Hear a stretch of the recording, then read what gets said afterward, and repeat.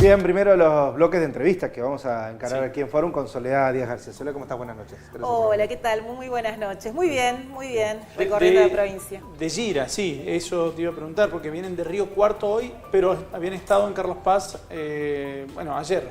Así es, estuvimos ayer en Carlos Paz, también un poco recorriendo el dique, porque bueno, es uno de los temas centrales acá. Hoy en Río Cuarto, pero además les cuento que estamos con cierre de campaña mañana en Calera, en De Anfunes, donde también presentamos listas del Frente de Izquierda Unida para los cierres de campaña de las elecciones locales, ¿no? Sí. O sea que estamos recorriendo, si se quiere, toda la provincia, además, no solamente haciendo medios, sino también reuniéndonos con los vecinos, con las asambleas, con trabajadores, yendo a puerta de fábrica, dependencias estatales. Una campaña muy dinámica y muy militante. Muy intensa, Soledad, me imagino también en un momento de la Argentina en el que, bueno, arrecian los problemas sociales, los sueldos que se van quedando siempre atrás de la inflación.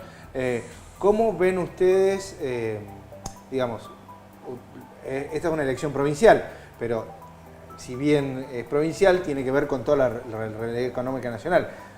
El gobierno ahora lo ven más yendo a China. ¿Ven ustedes un rumbo, alguna situación que pueda cambiar esta perspectiva que tenemos?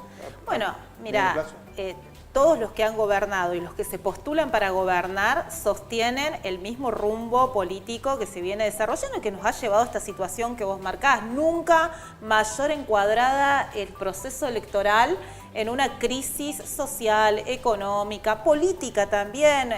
A nivel nacional estamos viendo que el oficialismo todavía no define su candidato. Desde la oposición de Cambiemos tampoco hay una claridad respecto de quiénes van a ser efectivamente quienes se van a postular. Está Bullrich por un lado, lo tenemos a Larreta por el otro. Hay diferencias políticas en cuanto a una forma de gobierno de cara al ajuste que exige el Fondo Monetario Internacional y que se perfila todos quieren llevar adelante después de las elecciones.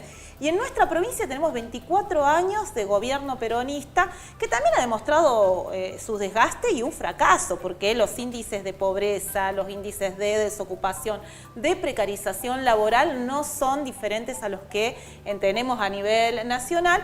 Y también en nuestra provincia un vacío por parte de una oposición que representó claramente un escándalo a la hora de inscribir las listas, donde vimos pasajes de candidatos del sector de Prunoto y un sector de intendentes radicales, como el presidente del PRO, Preto, que va acompañando la lista oficialista del peronismo. Entonces, evidentemente tampoco hay una grieta en cuanto al programa que defienden, ¿no? Defienden un mismo programa, por eso no tienen ningún inconveniente en pasarse. Esos entrecruzamientos hablan de que las ideas son las mismas.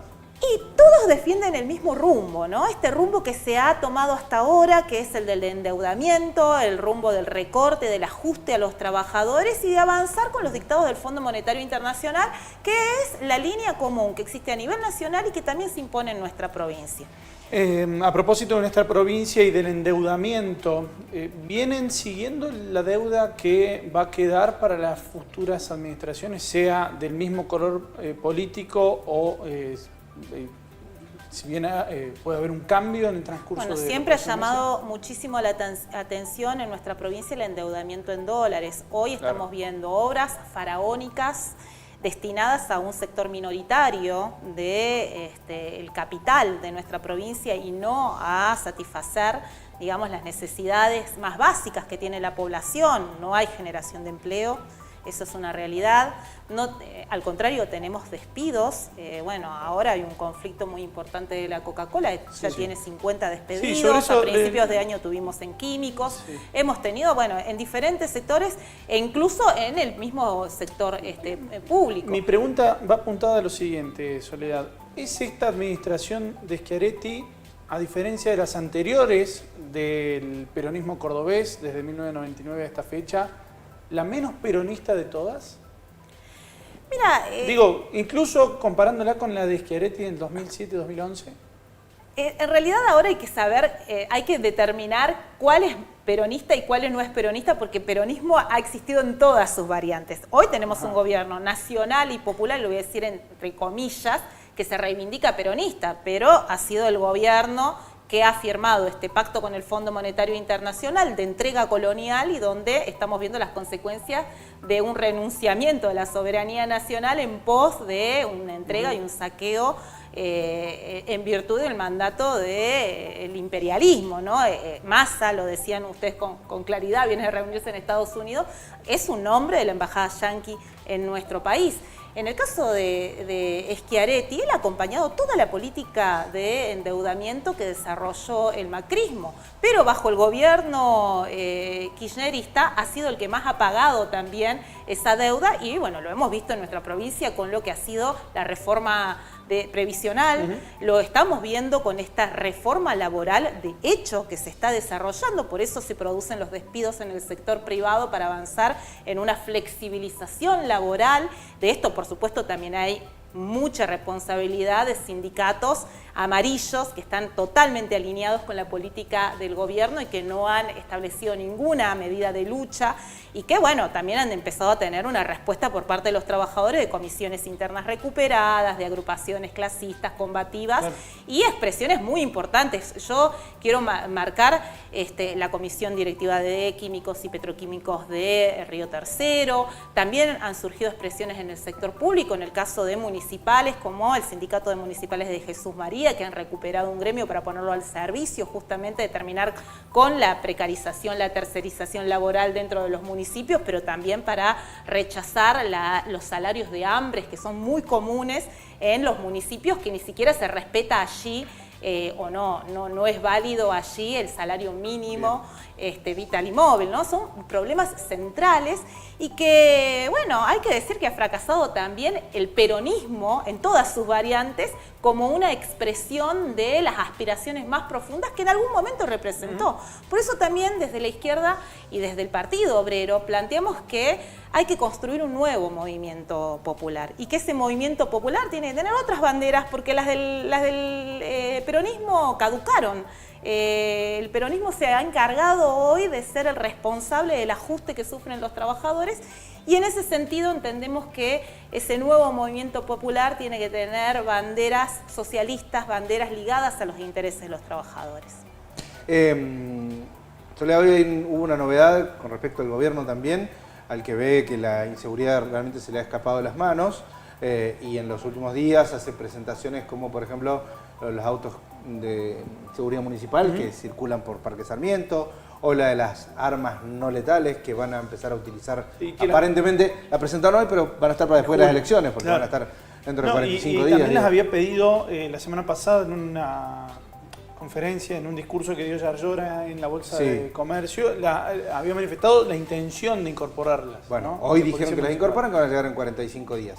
Es muy grave porque además hoy escuchaba en las noticias que en los únicos países donde las han aplicado son en Estados Unidos, hay un ensayo en Buenos Aires y ahora en Córdoba. Sí, es decir, que está planteándose, digamos, un ensayo de en alguna medida de militarización a través de estas armas que dicen no letales, pero que en manos de un aparato represivo como el que tenemos en nuestra provincia de Córdoba, autor de casos de gatillo fácil tan emblemáticos como han sido el de Joaquín Paredes o ahora el que Blas Correas, el de Joaquín Paredes y tantos otros que tenemos en nuestra provincia, bueno, estamos hablando de darle más herramientas a un aparato represivo absolutamente descompuesto que ha implicado incluso la renuncia o la remoción del ministro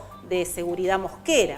A nosotros nos parece muy alarmante en ese sentido y por supuesto también vamos a sacar sin duda una respuesta porque se inscribe en una política de criminalización que quiere desarrollar el gobierno, que no va dirigido en absoluto a resolver el problema de la inseguridad, porque el problema de la inseguridad también se resuelve digamos, dando soluciones a los problemas de fondo que tenemos, que son la pobreza, que es el problema de la juventud y el consumo problemático, del narcotráfico, donde la policía aparece muy vinculada a esos problemas.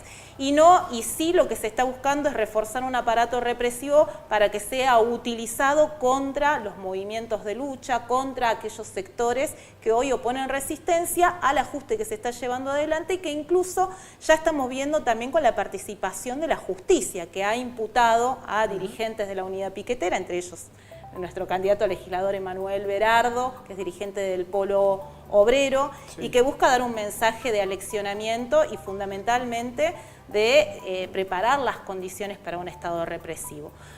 También estamos viendo que esas imputaciones avanzan sobre no solamente sectores del movimiento piquetero, sino también del movimiento obrero organizado, sindicalizado, es el caso de CTA-ATE Córdoba, en donde tenemos al secretario general Federico Giuliani imputado, y se han imputado a 2 trabajadores de la salud por el solo hecho de reclamar por salario. Sí, Soledad, te quería preguntar por eso. A ver, teniendo en cuenta que ustedes de alguna manera rechazan estos instrumentos, estas herramientas que el gobierno presenta como soluciones, ¿cuáles son las soluciones a la inseguridad que viven hoy los cordobeses que, como lo decíamos recién, en medio de esta crisis económica brutal que estamos viviendo, la inseguridad a muchos cordobeses la tienen como la principal preocupación, digamos? ¿Cómo se enfrenta la inseguridad en la provincia de Córdoba? Bueno, es muy importante eso y obviamente la izquierda no se puede hacer la sonza, no puede mirar para otro lado. El problema de la inseguridad es muy grave. Ahora, vos vas a un barrio y le preguntás a cualquier vecino dónde funcionan las cocinas, dónde funciona el que vende, y todo el mundo sabe. Y todo el mundo sabe también que es la policía la que pasa una vez al mes, una vez a la semana a recibir la coima. Es decir, que hay una estrecha vinculación. El problema de la inseguridad entonces no se soluciona con más policía, sino al contrario, desmantelando un aparato represivo vinculado al delito organizado, al crimen organizado, a la trata de personas, al narcotráfico, poniendo ese aparato no como un instrumento de represión, sino como un instrumento verdaderamente de darle solución a la población, y se tiene que construir sobre otras bases. De hecho, hoy vos vas a cualquier barrio y los vecinos se organizan para el problema de la seguridad. Lo hemos visto en Santa Fe, donde los propios vecinos se organizan, porque saben dónde está el narco. No digo que hay que tomar justicia por mano propia, sí. No estoy diciendo eso, pero cualquier vecino es capaz de indicarte dónde se organiza el negocio de la droga y de cualquier delito, y hay que escuchar en ese sentido a esos vecinos para empezar a hablar de soluciones. Y después, la otra cuestión inevitable es atacar los problemas de fondo que tenemos, que son en muchos casos de índole social, ¿no? De la política dirigida a la juventud, donde tenés una educación que se vulnera, desfinanciándola, vaciándola, precarizando a los trabajadores, a la docencia mal paga. Hoy estamos en un escenario donde muchas escuelas están en conflicto justamente para exigir una reparación edilicia para poder dar clases. Entonces, si vos tenés una juventud que no tiene acceso a la educación o que va muerta de hambre a estudiar, es muy difícil que podamos nosotros rescatar a una juventud de todo lo que implica en los barrios quedar a merced de estos delitos. Y así un montón de cosas. Bueno, por eso también planteamos la cuestión más de índole social, y no desconociendo el problema de lo que implica hoy este aparato descompuesto de la policía. Soledad, para cerrar, la defensa de los trabajadores, que ustedes, doy fe porque he trabajado muchos años en la calle, han acompañado diferentes luchas, ya sea sindical o de grupo de trabajadores ante diferentes cuestiones. Ahora, en el caso puntual de la Coca-Cola, que es lo que está transcurriendo y es de coyuntura, ustedes han estado apoyando este reclamo de los trabajadores, pero tanto desde el gremio como desde la empresa han manifestado que hay intenciones políticas del Polo Obrero detrás de este reclamo salarial que están realizando y de mejoras de condiciones de trabajo. Primero, ¿cuál es la respuesta a eso? Y segundo, la pregunta concreta, ¿por qué ante tanta asistencia a los trabajadores y apoyo en sus luchas, después no ven retribuido en las urnas ese apoyo de los mismos trabajadores?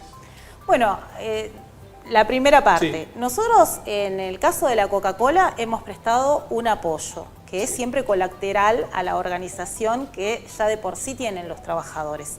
En ese sentido, a nosotros nos sorprendió muchísimo que se planteara esto de que hay intereses políticos de fondo. Te cuento, para ser sincera, incluso con quienes nos están viendo, nosotros llegamos al conflicto el tercer día.